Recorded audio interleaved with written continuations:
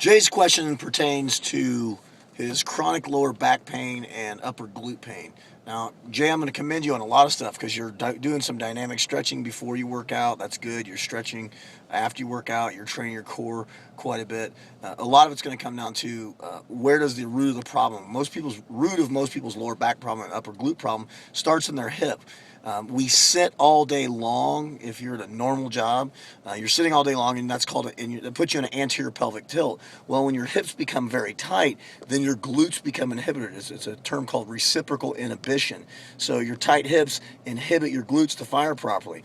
Well, anytime we're working out, and that anything in the backside is called our posterior chain. So our hamstrings, our lower back, and our glute, those are our prime movers in the posterior chain. Those are extender muscles. Okay, so what ends up happening when your hips are tight, your glutes don't fire properly, and then your lower back and or your hamstrings are going to take the beating from that. Okay, so you're getting a little bit of lower back pain and upper glute.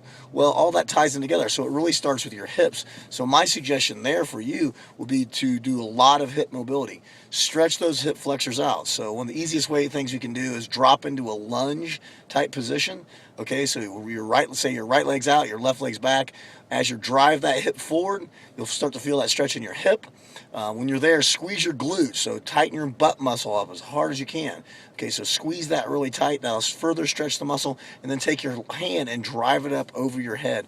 That will further stretch that muscle. You need to stretch those. Now, I know you say you're working your abs. That's great. Now, that's all part of the core. But the core has several other parts. I mean, you have your anterior core. So that's your six-pack. That's the abs. You have your lateral core. So that's like your obliques, your serratus. You have rotational core, and you have your posterior core. So more than likely, you've got to start doing some stuff for the other portions of your core, not just your anterior core, not just your abs.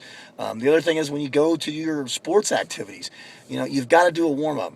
Jay, we're not 20 anymore, dude. We're not 20. We got to warm up. Us old guys, we got to get that warm up in. It's essential. Now, I know we jump in the car, we drive to the gym, we come out, we're going to go play basketball. You know what? We can't do that anymore. Okay, you've got to take the time. Take 15 minutes. It's going to take some time.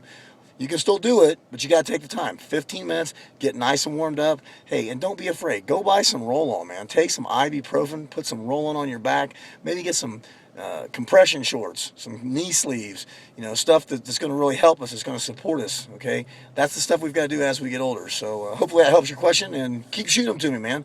Love to help you out, and hopefully sooner or later we'll get you over to the club and grab a workout. Thanks, and have a great day.